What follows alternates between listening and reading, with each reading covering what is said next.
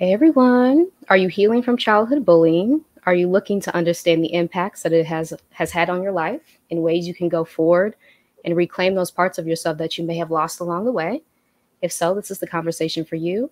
Welcome to my channel. My name is Marissa Price. I'm a Black woman social worker, writer, and healer, and this channel is dedicated to supporting us as we heal collectively, share our stories, share resources with each other, and heal, right? And heal through that. But today I have a wonderful guest with me today, Katrina Marie, who is a holistic business coach and mental health advocate. But I will pass it over to her to introduce herself. Absolutely. Hi, Marissa. And hey there, everybody. It's such an honor to be here.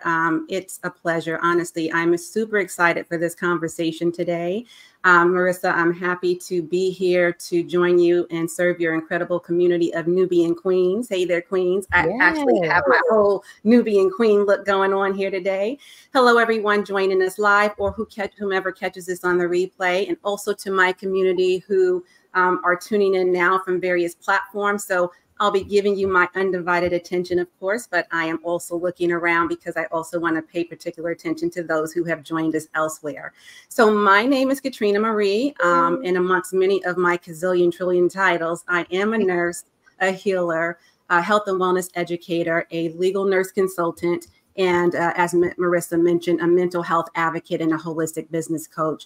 And I teach successful corporate career women and high achieving women entrepreneurs how to build an aligned and profitable online brand and business while putting their health, healing, and happiness first.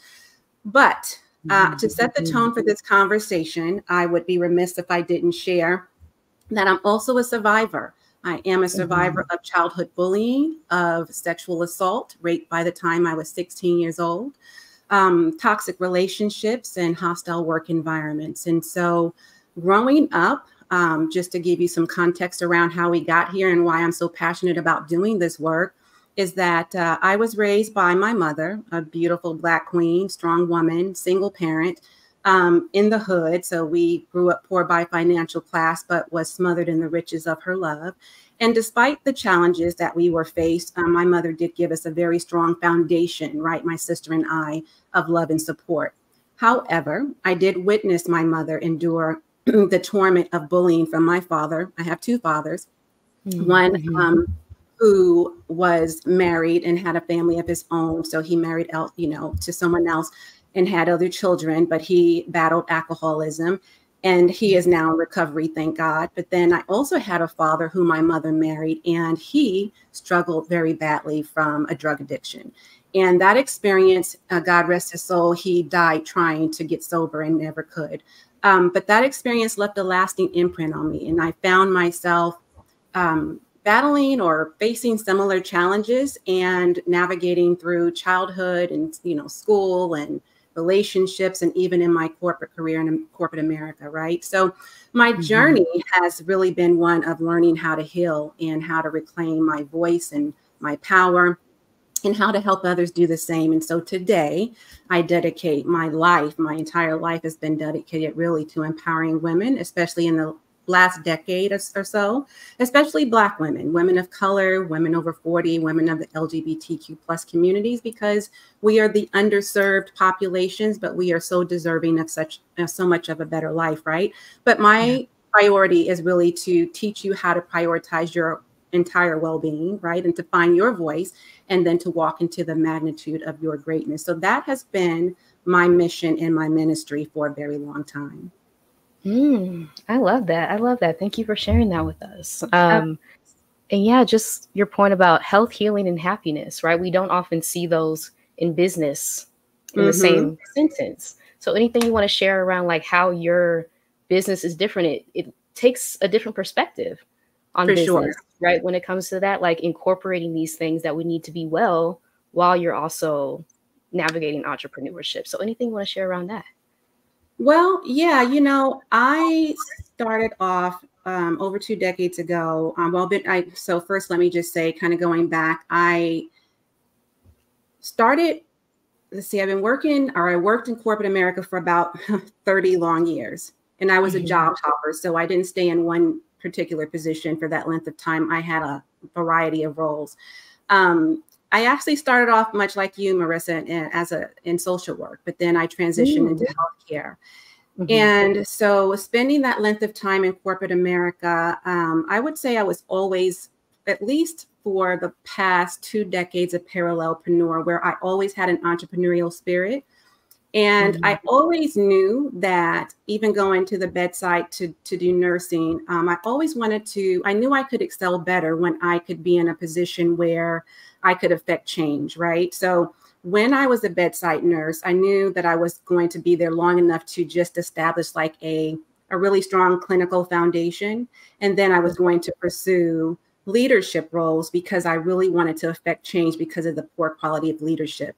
And so during that journey, I also discovered that I was better off being an entrepreneur, but I kind of stuck with what I was familiar with in the realm of nursing. So I've done a variety of things. I won't bore you with all of the a variety of jobs that I've held, but I've held lots of roles. But for the tenure of my career, I've been in a lot of leadership roles. And when I got into entrepreneurship and really started this particular business in the online coaching and consulting space, that really began and kind of unfolded organically when women were coming up to me saying, how did I have all of these different successes in various parts of my life?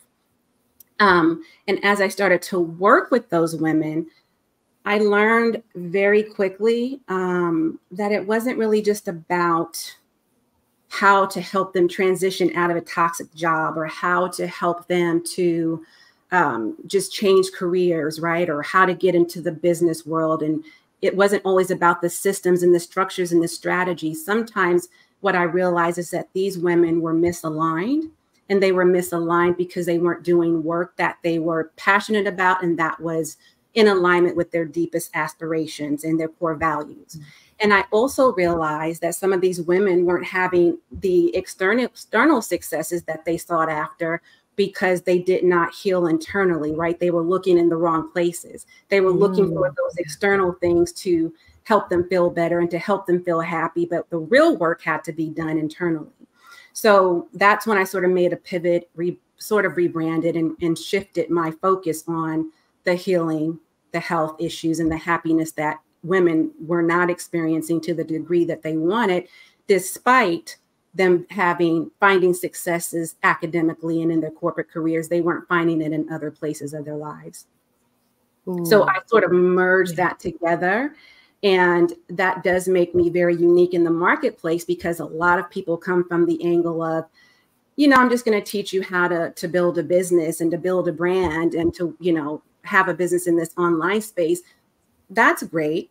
But what about your soul needing nurturing? Oh. You know what I'm saying? Yeah. And Mhm. so that really then became my mission, is to just help more women heal.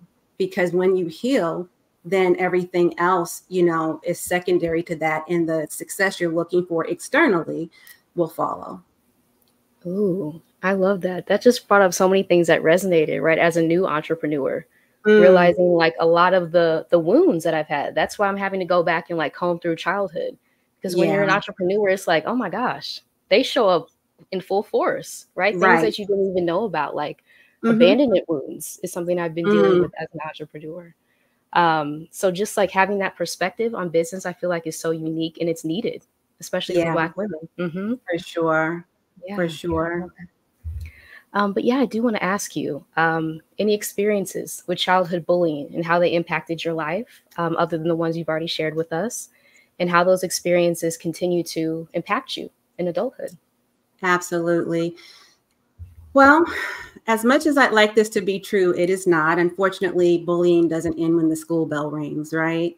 And it doesn't end when we graduate. Actually, it can follow us into our adult lives, and it can manifest in our self-esteem, in our relationships, and even in our health. And so from a very young age, I faced various forms of mistreatment, which over a long period of time took a toll on me emotionally and mentally. So for years, Marissa, I carried the weight of those experiences into my adult life. The bullying didn't just occur in school. It showed up in work, my workplace. It showed up in my personal relationships. And so although I appeared fine, air quotes, right, on the outside, the scars, I would say it's not just about the bruises you can see. It's about the bruises that you cannot see, right? And those bruises are usually on the inside, internally, on your heart and in your mind, right? It's long lasting. So, as we say in healthcare, the issues are in the tissues, meaning unresolved trauma can reside in the body until we address it. At some point, we gotta give it an eviction notice. We gotta say, look, you got to go. You cannot live here anymore. You know what I mean? Because otherwise it will take comfort in knowing that it's got a place to call home. And we don't want that. Mm-hmm. That's so very true. Yeah. That's a new saying to me. The issues are in the tissues. I love that. But our bodies do hold these very traumatic memories, right? For And it's only sure. like being in environments that are familiar to what we experienced when we were bullied in childhood. And like you Yeah. said, now you're in a workplace where you're experiencing the same thing and your body responds similarly. You may not Yeah. even be consciously aware of that, but it's reminding you of something that you survived very early on. Absolutely. Yeah, 100%. Yes. Anything you'd like to share around what your healing process has looked like from these experiences that you've had with bullying? Well, I take a deep sigh on that note because healing has been a journey. It's not something that we can rush, right? It's a really and truly, it's a journey. For me, it started with recognizing how the past really shaped my experiences, right? And how these same experiences just kept showing up in my life repeatedly, be it, and the secondary issues were the health issues. So migraine headaches is something that I suffered from, and they were debilitating. Okay. In fact, so much so that I had to plan my life around these migraines. Fibroids that, a lot of women get and they don't talk about, stress, unexplained weight gain, lots of physical symptoms like joint pain and musculoskeletal issues, which I still suffer from. And it's something else that's very common amongst women who suffer from these things. I would say is chronic fatigue. So sometimes we're looking for the rest that we need, right? And we're thinking, oh, we're just working ourselves too much. We're striving too much. We're driving ourselves, like we're overworking ourselves. And that could be true. But sometimes when we're getting enough rest and we still find that we're very tired, people oftentimes are looking at the wrong things. It might not be just your body that's tired. It could absolutely be your soul is tired. And so when I started realizing that's what it was for me, I started working from a deeper level, meaning healing from a deeper level. And so my advice to Black women and women of color is to start by acknowledging the impact of these experiences, right? And doing the work to heal your wounded inner child that has been clinging onto you for your entire life. And I know this can be difficult to do because I've had to do it, and the reason why it's difficult is that it requires a level of depth, right? It requires you to peel back the layers and dig deep into your psyche where you buried your past. But it is absolutely necessary for growth. I strongly recommend seeking support from not just traditional therapy, which is nothing wrong with that, but trauma-informed therapy or a trusted professional. Because trying to heal on your own just makes this a very long journey, okay? But with help, it becomes much more manageable.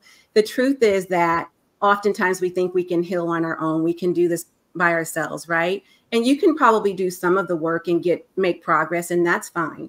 But you'll heal a lot faster, much sooner, if you actually get professional help. Because if we could heal on our own, by this big old age, we would have done so already, right? Let's just tell the truth and shame the devil. We would have done it already.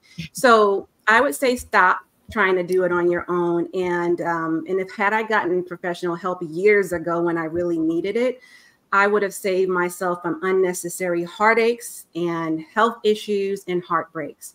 So don't wait, don't hesitate, don't procrastinate, because there is such thing as too late. Make sure you're getting the help that you need in order to succeed. And so just so everybody's aware, I just did a presentation during my live stream yesterday on my channel talking about how you heal the inner child, a wounded inner child, giving a breakdown of that. If anybody's interested, I think it would be valuable for you to hear how I break that down. And so I would encourage you to watch that episode if you really need to know how to go through that process specifically. Yeah. And something that you mentioned on the live yesterday is trauma-informed therapy. And I think that's so important because you mentioned like, yeah, trauma-informed, what happened to you versus what's wrong with you. Right. We often see messaging like, what's wrong with you? You can't show up this way. You're like, you're acting this way. It's like, go to the roots. Exactly. Right? What has happened to you? What has happened to you throughout your life that is now causing you to show up this way? Yeah. And I feel like that's a much more empathetic, gentle approach with yourself, even when you're understanding how bullying or workplace mistreatment has affected your life, right? Well, it really is true, Marissa, because if you think about it, I mean, and so sometimes it's hard to think about it from our own lens when we're not healed, right? And if you kind of just look outside of yourself for a minute from the lens of somebody who is on the outside looking in per se, no more than we would be reaching for a child who was neglected for years, right? Because they experienced trauma like childhood, like, when am I saying that right? Childhood bullying. Couldn't get that out. We want to make sure in those scenarios, we wouldn't be reaching for that child with force, right? We wouldn't be forcefully having that child come to us, right? We would take a gentle approach. We certainly wouldn't ask the child, what's wrong with you? You know what I mean? We would ask what happened to you, and we would listen.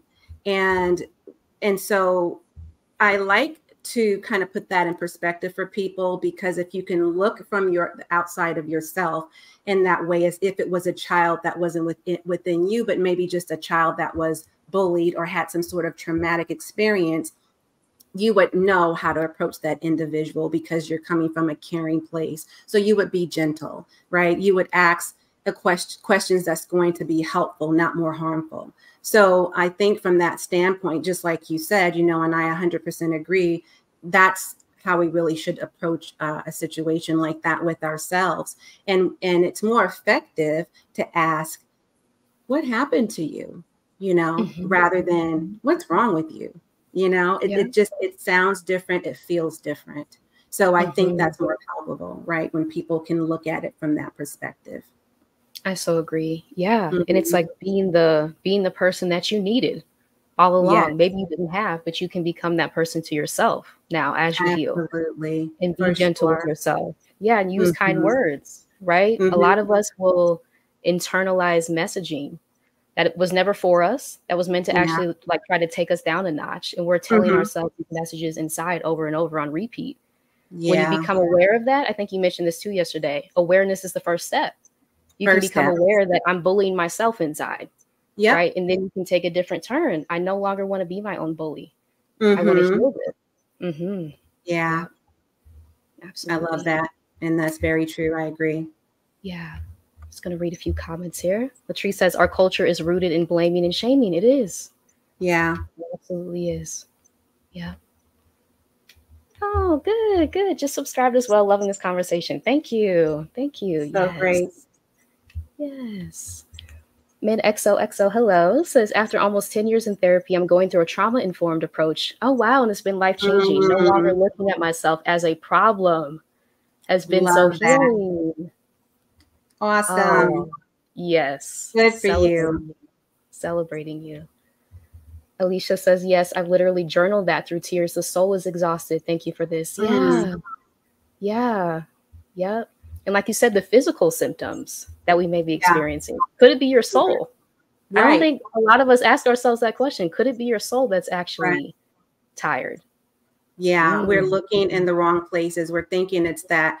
And we're wondering when we go to, the doctor to get checked out, right? We're like, well, I'm feeling exhausted. I'm having chronic fatigue. I can't seem to get enough rest. I'm having all of these physical symptoms. And then the doctor can't find anything wrong with you.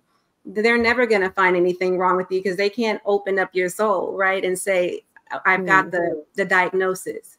right? So that's something that you have to go deeper within yourself to find and discover and uncover that. And then you can operate from that place, right? Because, and unless and until then, we won't be able to operate at a higher level of awareness until we recognize that that's where the problem stems from.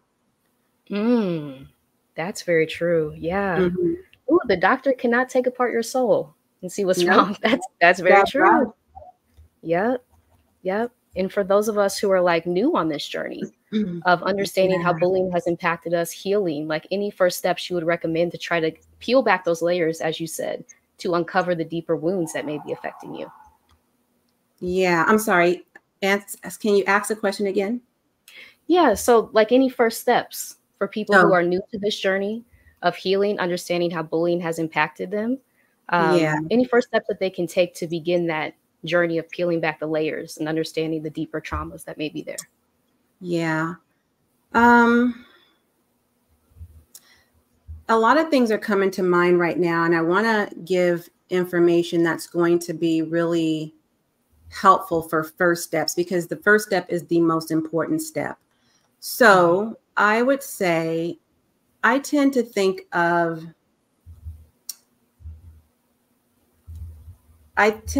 things in a step-by-step process, I guess, like a nurse, right? So I guess to give you something more practical that you can actually put in place as soon as today, I'm going to give you like my ABCDE formula. This is something I use for myself. So the first thing I would say is we never want to take any radical action without first assessing. So start by asking yourself, who's running my life? Who's running the show here, right? Is it the healed version of me, or is it the wounded inner child in me, right? And then in order to be prepared for the answer that comes, the B in this equation is to breathe. Because as you reflect on these questions, I want you to remember to breathe through your answers, because it helps process the truth. It helps to digest the truth, because the truth can be hard to face, right? Then I would say the C is to take comfort. Take comfort in knowing that there is no wrong or right answers, okay? The only answers are the answers that feel good and right for you, okay? It's different for everybody. So you're the adult, you get to make the decisions. That's the good news. The D is then to decide.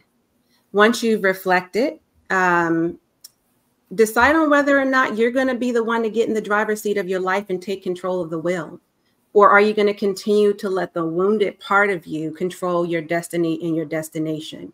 This is the part that you take responsibility for your own healing, okay? And then I would say the E in that is to execute. Now it's time to take action, radical action, right? Because we want transformation. And if you're truly committed to your transformation, then you're going to go back and rescue that inner child who's wounded, sitting crouched down somewhere in the corner of your soul in a dark place, not knowing what to do because they're wounded. Reconnect with that inner self and begin guiding that child within you with compassion and wisdom. And then I would say therapy is a big part of this process, because it's so important to normalize seeking professional help, especially in the Black communities, because stigma, unfortunately, still exists. So that's what I do. That's what's helped me. And that's how I teach both my clients and my patients kind of to go through that process to help themselves. Wow. Nobody's coming to save you. You gotta rescue yourself, girl. You got to rescue yourself. These are at least some tools in my CPR and AED toolbox, the nurse that I am, okay? These are the tools that's going to help. Thank you so much for that. I have to run that back. ABCDE. Wow. Yeah. That is so, and even being a social worker, right? Like the easy things that you can grasp onto as you're new to this journey, right? Something like that is so easy to be like, okay, walk yourself through these steps. When you feel yourself like being triggered or starting to spiral, it's like take back control, like you said, because the healing is in your hands. It really is. Yep. Well, I hope that's helpful for some of you who are going through this healing process right now. Yes, Latrice, give it a try and let us know how that works out for you, or definitely pass this information along. You guys be sure to share this video, okay? We're dropping gems today. Yes, yes, yes. Absolutely. But yeah, I do want to ask you how the experiences of being bullied has informed the work that you do now as a coach for powerhouse women entrepreneurs, and also a mental health advocate. That's a really great question. The effects of bullying have shaped so much of my work, Marissa. Whether it happens in childhood or adulthood, bullying can have profound impacts on every aspect of our life, especially mentally and physically, and our overall health and well-being, right? The stress from hostile environments, be it at work or at home, which is really bad. That's a double whammy. But that can Mhm. lead to some chronic health issues like anxiety and depression and OCD and PTSD and a whole host Mhm. of other issues. I've been clinically diagnosed with all of the above. Okay. But recognizing these signs early on is crucial, not just for our survival, but for us to have the ability to thrive. So in my coaching and advocacy, mental health is really the foundation of everything. Really, it affects how we think, how we feel, how we make decisions, how we behave, how we interact with others. So the programs and the frameworks that I now use and that I've developed, my proprietary CPR and AED systems, are really about helping women to revive their lives and their legacies. I teach women how to reclaim their health, their healing, and their power, allowing them to build a life that reflects their true worth and their potential, and really one that aligns with her deepest aspirations, her dreams, her values. And so that's really important work to do and to get connected with. So, yeah, I would say that's how bullying, childhood bullying, has really informed my work today. Yeah, I love that. I love that. And just like from my own personal experience, right? Now that I'm at the point I shared this like a little bit with you, but like realizing, especially as an entrepreneur, how often these wounds are showing up Mm, from childhood bullying. And just like leaning into that and sharing my story authentically has been so healing. And it's attracted other people to me who are going through similar things. I think that's the power of storytelling. When we share our yes. stories, it's like we realize we're not alone in any of Oh, no. this. Hmm. Absolutely. That's the best part, though, right? Because sometimes we can really feel like we are on this journey alone, even though logically we know it can't be true. We know somebody out in the world has got to be going through what we're going through. The problem Right. is we don't normalize having these conversations openly and outwardly, right? We've got to start having these conversations out loud so that other women can start healing, so that women know that they are not alone, so that we can start forming sisterhoods, right? Sometimes our soul really does need a sisterhood, especially if we don't have therapy. And even when we are in therapy, that's just an extra, that's the added support system that we're often missing. So getting into the right spaces, into the right rooms, into the right communities, and forming those sisterhoods is key. Yes, I so agree. Yeah. And that is Mm. what we're often missing.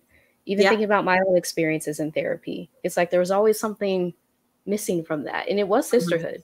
It really was. Mhm. Someone who actually understood what I was going through outside of like the clinical setting, which can be Mhm. helpful, right, for some cases, but to be able to just share what you're going through without judgment, I feel like Yep. that's really key to healing as well. Yeah. Yeah, for sure. Well, I'm so glad that you found sisterhood and Yeah. connected with the right women, and that's helped, that's become a part of your healing process.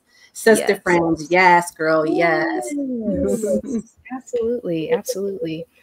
But yeah, I want to ask how we can take our power back and begin to find our authentic selves after surviving something like childhood bullying, which may have compromised our authentic selves. How do we go back and find who we are again?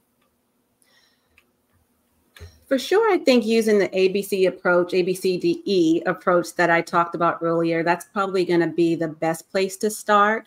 Um,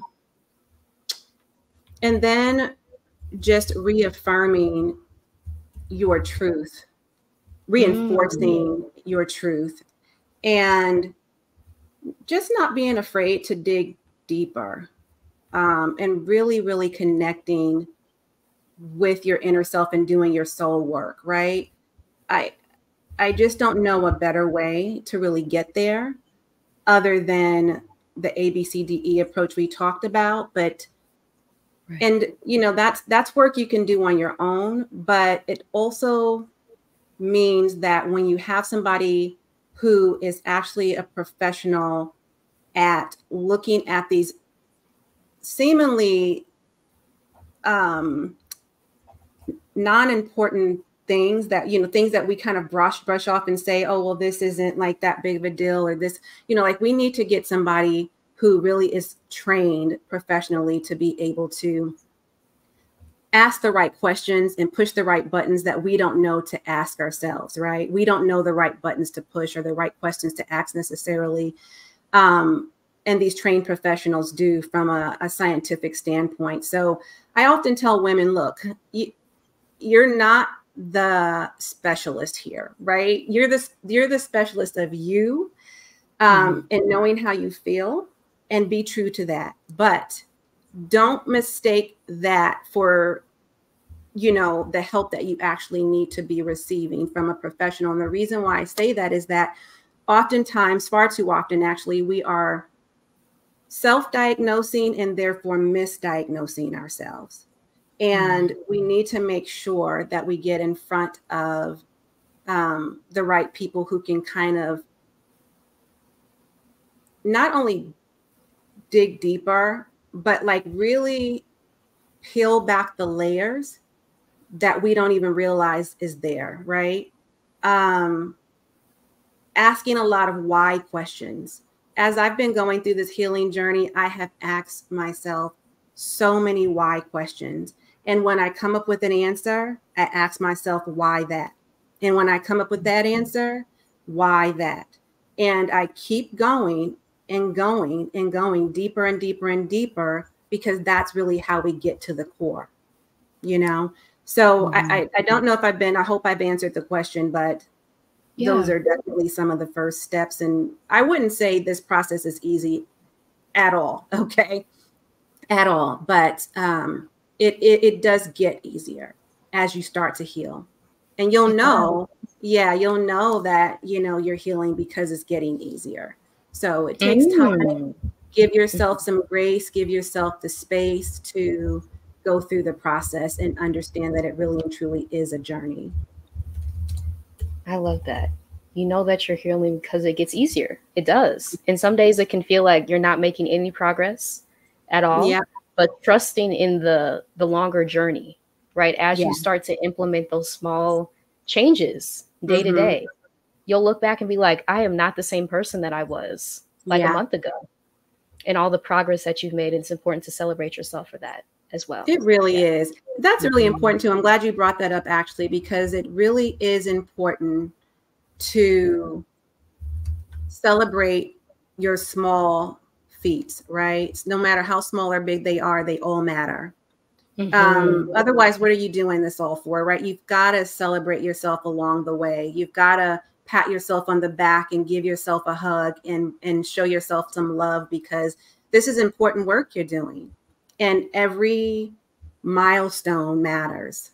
So definitely celebrate yourself for sure. I love that. Yeah, every milestone matters. It does. It doesn't matter how small, right? The fact that you're making progress, as you said, this is not an easy journey.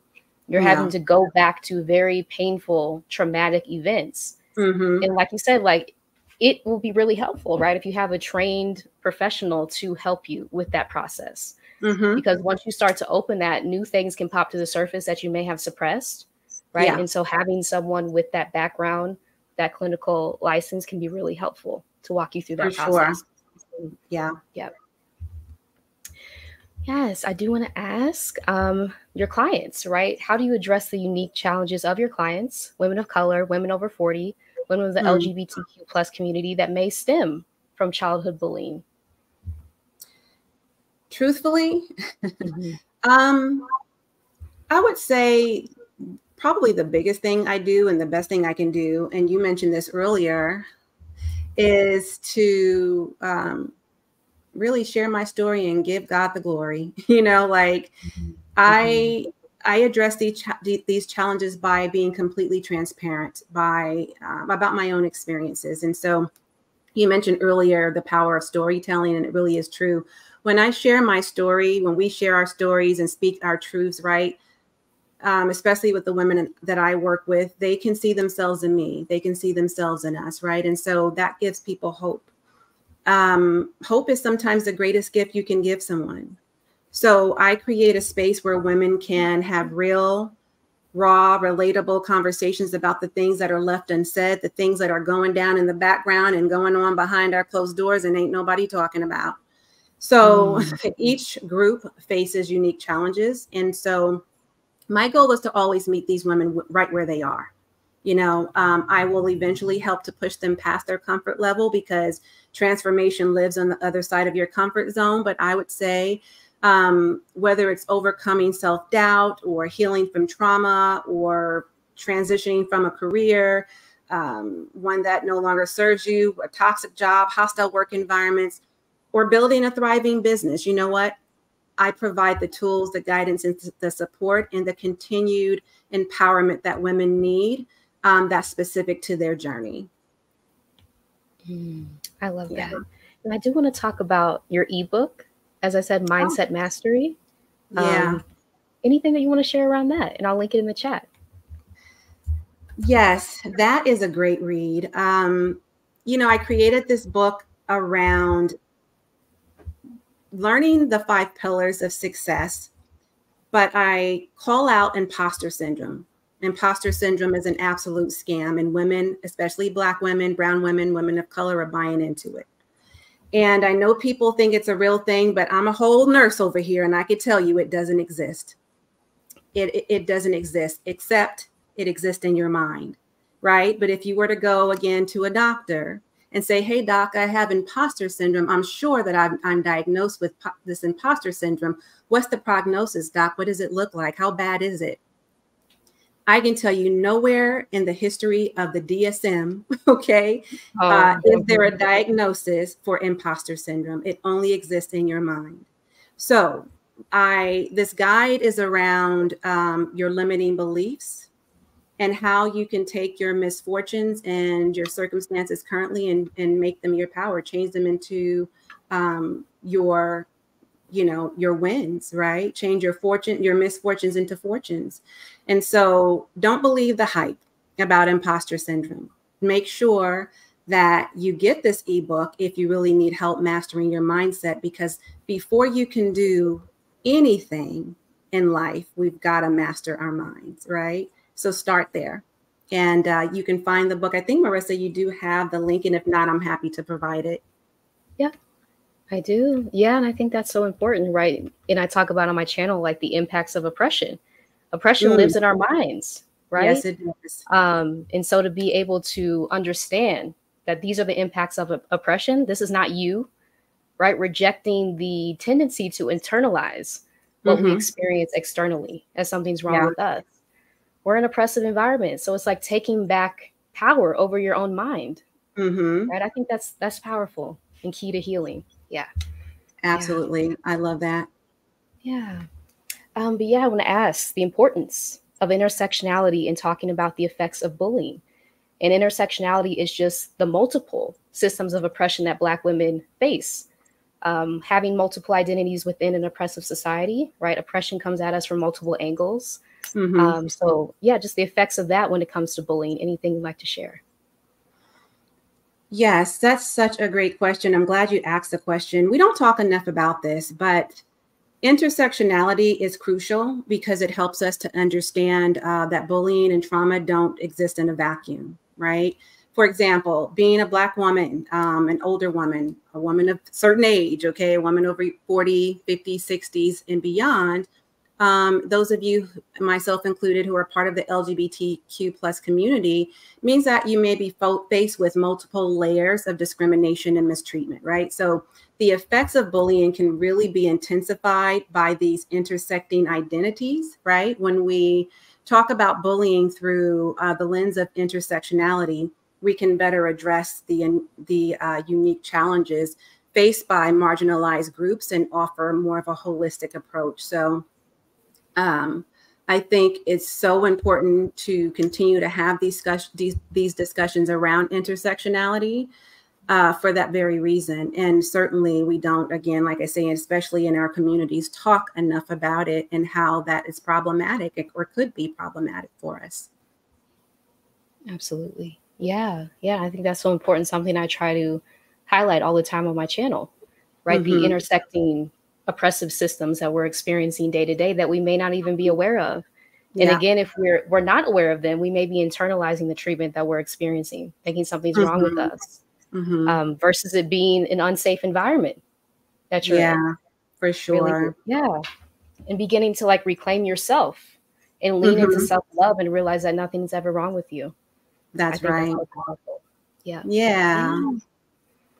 Yeah. And Latrice says, we are each in full control of our experiences. That's what I'm working on mastering. Yeah. Mm, Yeah. Yeah. that's I great to love that. hear. I love that. And yes, she's Yes. absolutely right. Right. Full control. Take back that Yes. will. If you're not in control, we got to take the will. But yeah, you mentioned something about migraines too. Want to make sure I touch on that because I'm also a Oh, migraine sufferer. And in combing through my childhood, realizing it started in middle school. When I was mm, experiencing bullying, I would have migraine attacks where my vision would go out in one of my eyes, right? And I still experience those like on occasion. So just mm-hmm, like the connections as we're starting to realize like the physical symptoms of mm-hmm. bullying. Anything you Yeah. want to share around that? Like how might that show up in the body? Wow. Yeah. Migraines are so tough to deal with, right? Because sometimes we don't really know what the root cause is. But I can tell you from someone who experienced migraine headaches, it can absolutely be debilitating, especially if we don't know what the cause is. But if, because there's so many varying things that attribute to migraine headaches that can actually trigger them, right? That can make them worse. For me, I used to get migraines and let's see, this was many years ago when I actually was in nursing school. So I thought it was really brought on, and it probably was triggered by the stress of nursing school, right? But I would get like, I wouldn't always recognize it as a migraine headache. Sometimes you think it's just a headache. You kind of brush it off, or you might pop a couple of pills, to get rid of the pain. If you don't recognize it at the onset, what oftentimes happens is it can actually linger for days. And that's what would actually happen to me. So I would get migraines, say like I got a migraine headache today, and as the day goes on, like you, I would actually get an aura with mines, meaning I would Mm-hmm. actually get, I would get the signs, right? The floaters was my thing. I would Yeah. get those Too. floaters, and then I would know, okay, one's coming on.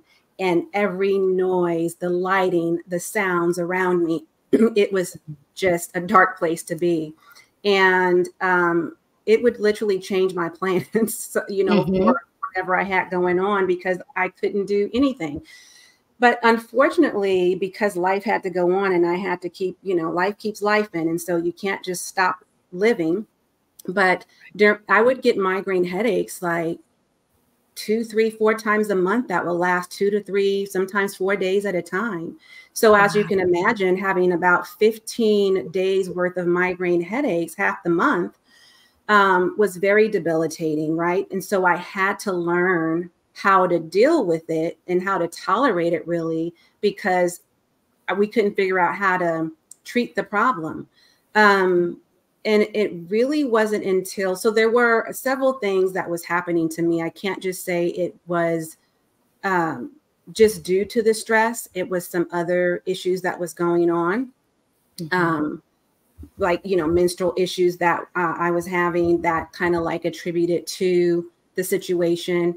But over time, I really learned how to manage it. I started like keep a journal to think about like, hey, what's actually going on here? Like when I'm triggered, when this onset occurs, what's happening? What's going on in my life, so that I can start to manage those and minimize them, right? Based on knowing what I know as I journal through that. So I think women who do suffer from migraine headaches certainly get medical help for it, because this is not something you can just make go away on your own, especially if there are some deeper underlying issues that need to be addressed. But from the spiritual sense, I think I just really kind of got deeper, more deeply connected in spirituality, doing a lot more praying and meditating, which really, really helped to, I would say, not necessarily they didn't just go away, but they were minimized for the most part, you know, until we could fix the medical issues that I was having as a part of this experience. So again, you know, fibroids was a big part of this. And so until I got rid of the fibroids, those migraine headaches were coming on strong. Oh, wow. Yeah. I never knew there was a connection between the two. Yeah, Wow. there were. And fibroids, for anyone who doesn't know, you know, for the most part, you know, it's benign. It's a benign medical condition, but a lot of women do experience that, right? Especially in your perimenopausal or premenopausal phases. So I'm postmenopausal now, right? However, when at that stage in my life, it just seemed like eternity. Like it just didn't feel like I was ever going to ever, you know, like live a normal life per se, normal life. Right.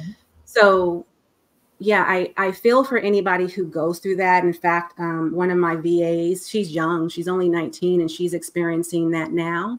And hers, as young as she is due to some of it stress, yes, but also from her menses. So her menstrual cycle brings them on very strongly. So there is a correlation there that a lot of women aren't familiar with and don't know anything about, unfortunately. Wow. And it's not like she can, you know, she's only 19. You can't just get rid of your menses, right, at that age. Right. Now, thankfully for me, being postmenopausal, I don't, you know, then I don't have those issues now. But she's young. She's got a ways to go. Right. I appreciate you sharing that with us. Yeah. And that just brings up something I've been thinking about. We don't really know our bodies. Right? We really don't know what's going on inside, or even signs to look for. Right. And there's a lot of reasons for this. But I think even being like educated in a space like this about things that could potentially be occurring, right? And then seeking like medical advice to get it confirmed, that's huge. Because we'll feel the symptoms, but we won't know what's going on. And so some of us will try to like act like it's not there until it gets so loud where we can't ignore it anymore. Yeah, it's true. You know, women especially, we're the worst, right? And nurses, we're the worst too. We don't take our own advice. We're giving the advice to our patients, but we're not taking our own advice. You know, when these things happen, listen, it really is truth to be said, right? When we talk about the body keeps the score and the issues are in the tissues and all of those things. Your body is talking to you loud and clear. The question becomes, are you listening? Right? Are you listening? So it's going to whisper to you at first, right? It's going to give you these little signs and symptoms are going to show up, and you might brush them off at first. You might say, well, I've been working a lot and that's why I'm tired, or I've been stressed and that's why I have a headache, or this job is driving me crazy, or I'm having some relationship issues, or perhaps this is going on, or whatever. And we're going to make all of these excuses that at first sound valid, right? They seem valid and they are perhaps valid excuses. But when your body starts to show more signs and symptoms and these issues are not going away, we want to take preventative measures, right? Because if we don't take preventative measures, then we're asking for trouble, because it's kind of like, you know, your car has to be maintenance, right? To use this analogy. You can't drive this car forever without giving it an oil change, without getting the brakes fixed, right? Without getting, you know, the engine checked out, without getting the tires rotated or changed. You've got to maintain your car or it's going to break down. And your body is the same. So pay particular attention to, and don't wait for these issues to occur. You should always be going to get checked out preventatively to make sure that you're okay, right? That's the maintenance part. But when your body is yelling and screaming at you with all of these issues that you know something ain't right, you got to get in the doctor's office and find out what's going on. You know, ask the questions. You know it's not right. You know you're not feeling right. You are the expert in this area, and this is where you go to your doctor as the expert of your body, and you tell the doctor, look, doc, I don't know what's up, but something's wrong. And we've got to find out what it is. We've got to figure it out, and we've got to fix whatever the problem is, because I'm not feeling my best, and I need to know what to do about the issues that I'm experiencing right now. And keep going to a different doctor and a different specialist, getting a second and a third opinion if you have to, until you find that individual, that specialist who's going to be able to help you. Don't just take their word for it. Don't just brush it off. If they're telling you, we ran some tests and we can't find anything, we're going to give you a couple of pills that never fixes it. No, you need to go find somebody who's actually going to listen to you, hear you, and actually find the problem and the solution. Mm-hmm. That's so true. And yeah, the advice that you may have to get a second opinion. Yeah. Right. That's true. That's true. Just like being a social worker in this field, not all of us are the same. So sometimes you have to try out multiple doctors to make sure they're listening to you and actually hearing your concerns. That's so important. That's so important. Yeah. Hey, Jordan. Yes, Black women's pain and suffering is constantly ignored due to medical racism. So I love this conversation is happening. Yeah. 100%. 100%. Yeah. Yeah. But yeah, getting back to the topic, self-doubt may arise from things like childhood bullying, mistreatment throughout our lives. Any advice that you would give to Black women who are watching, who are dealing with self-doubt, trying to get to this authentic version of themselves, but doubting themselves every step of the way? Any advice you would give? I think the first advice, and kind of going back to that part of that first step, right, is to recognize that self-doubt often stems from the unhealed wounds of childhood. So we have to acknowledge that hurt. Okay, it's very real. That hurt that we experience as adults. I know, some people may feel uncomfortable with that and embarrassed about it, because they're like, if they talk about this out loud to people who don't understand, that might kind of be brushed off, and people might respond in a way that's not helpful and that's not healing, right? Like, girl, that's so long ago. You ain't over that yet, as grown as you are. Kind of thing.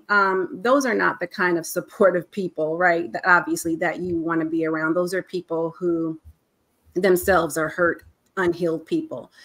So acknowledge that your experience is real and what you're feeling is very real. Okay. And then, just acknowledge that the hurt is still influencing you in your adult life. And that's okay, as long as you recognize it, right? How we see ourselves as adults, how we feel about ourselves as adults stems from our childhood. So it's important to nurture the inner child with a lot of love and compassion, and replace the negative beliefs with internalized, empowering, reaffirming feelings, right? And empowering truths. Don't let nobody tell you how you feel and should feel and how you should be over it, because grieving is a process. And sometimes, I don't believe we ever really get to a place in life where we have just healed. We're just healed completely. I think we are always healing some aspect of our lives, always. So, be encouraged by that. I also encourage surrounding yourself with a supportive community, right? Seeking therapy for sure, to help untangle those deeply rooted feelings of doubt.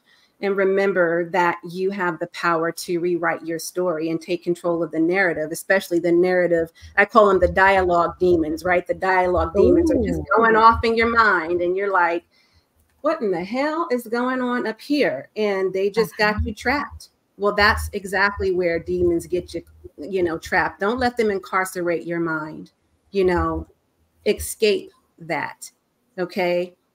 So that, and then, like I said, you're in control, rewrite the narrative, rewrite your chapter. What does your next chapter look like? That's entirely up to you, because you are the author of your story, right? You are the CEO of your life.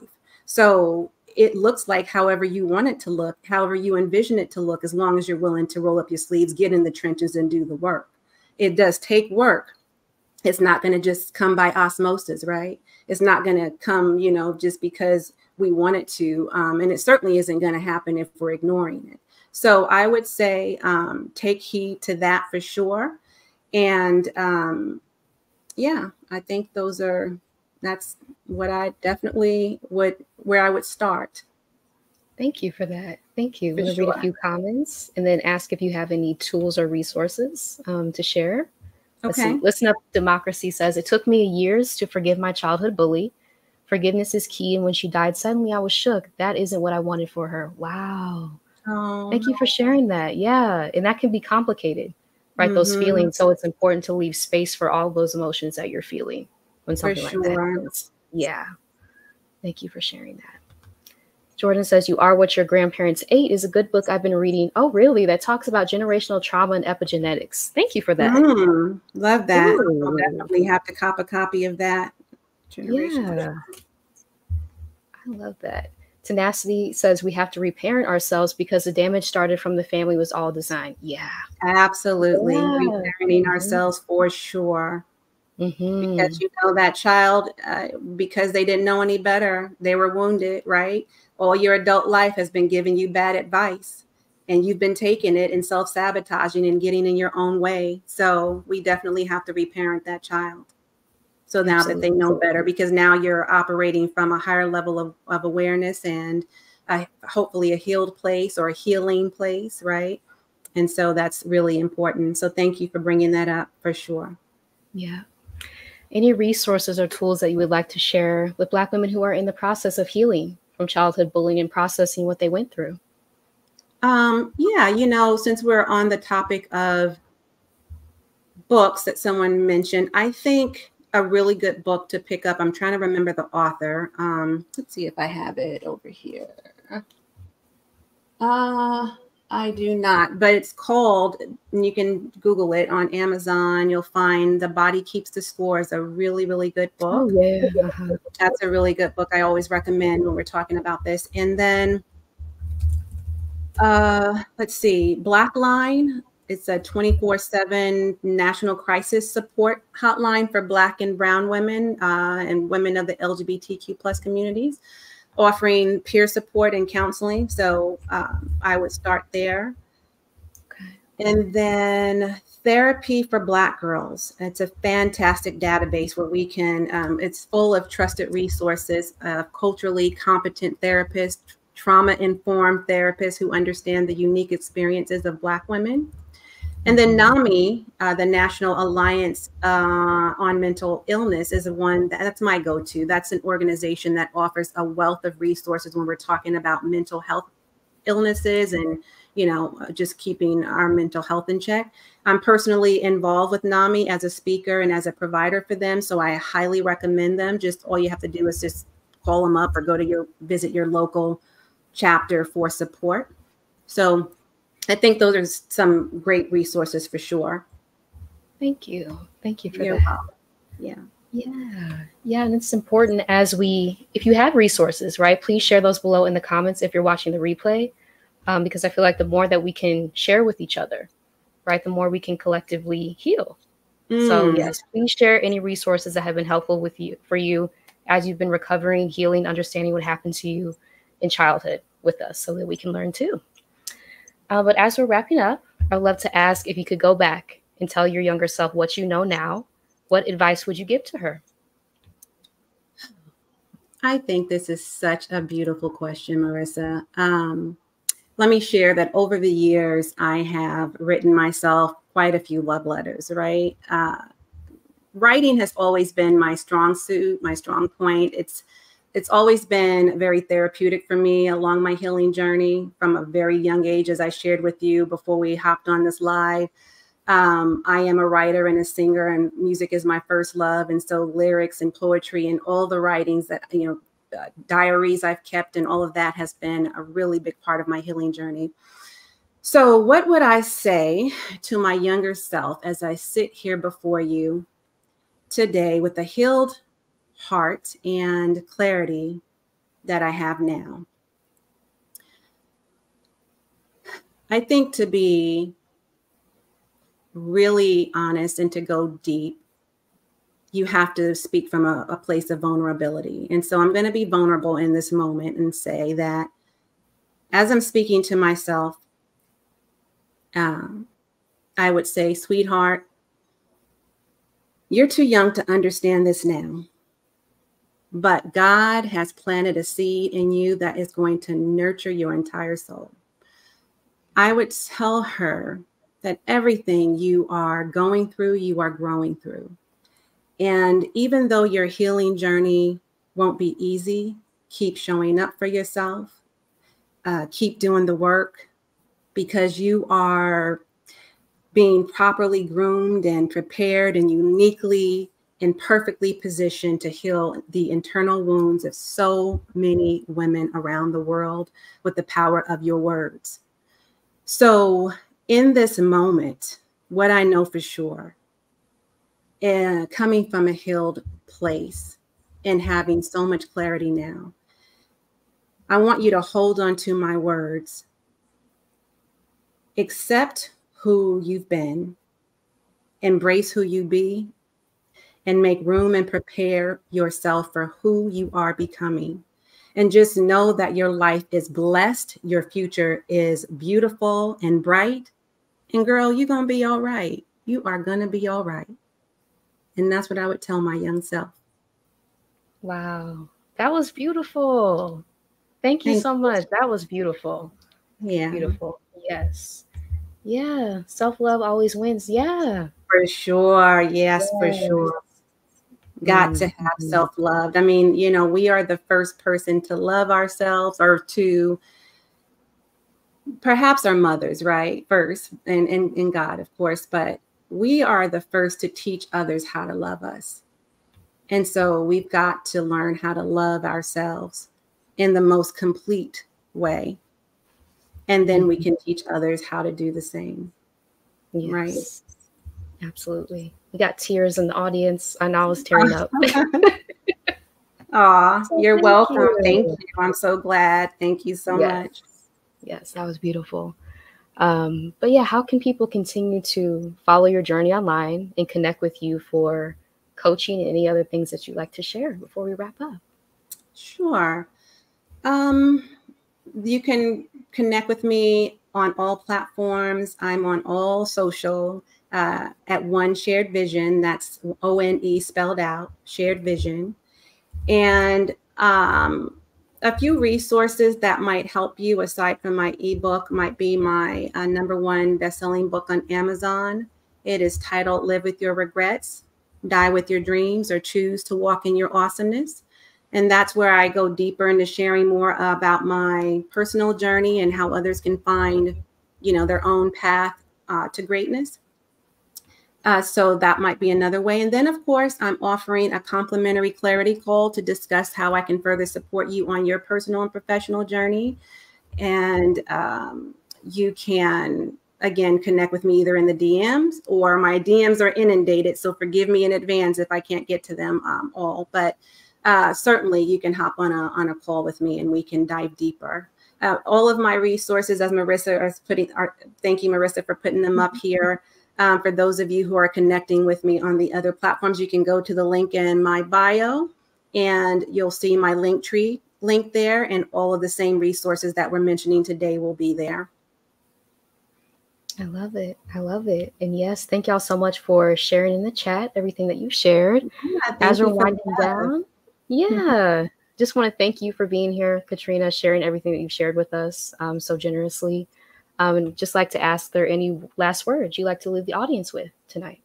Well, thank you so much, Marissa. It's been an absolute pleasure. It really has. I'm super excited about this talk. You know, it's just really my passion, and I'm happy to be here to impart, you know, wisdom and words of encouragement to the women who are here showing up for themselves, not just for us.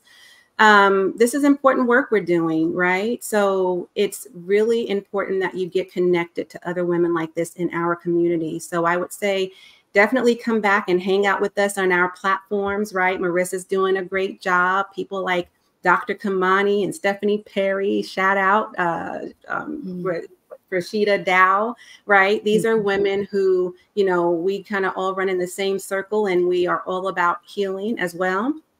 So I would just say, remember that your story it's really your superpower, right? And healing starts with a single decision.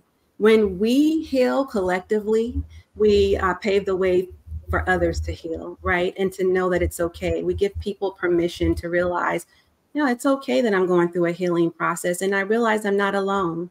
So, and I believe, just to kind of piggyback on what you said a little bit earlier, Marissa, together, I too believe that we can create a ripple effect of healing and empowerment all around the globe, one woman at a time. So, I agree. I'm just so happy to be a part of this with you, and I look forward to our continued work together. Yes, me too. Me too. And yeah, I feel like the more of us share our stories, right, it creates that like kinetic energy, right? And we Yes. see more Oh, people I love feeling that. open. Yeah, Mm-hmm. feeling open to share what they've been through. And then we realize we're not alone in this Mm. life thing, that a lot of us have been through the same things. And Mm-hmm. that's tremendously healing, right? Yeah, So, you're yes, your story is your superpower. I love that. for sure. Thank Yeah, you so much. I appreciate it. absolutely. Thank you. Yes. Thank you for being here again. Thank y'all again for being in the chat, everything you shared with us tonight. Yeah. And until next time, y'all, thank y'all for being here. Bye.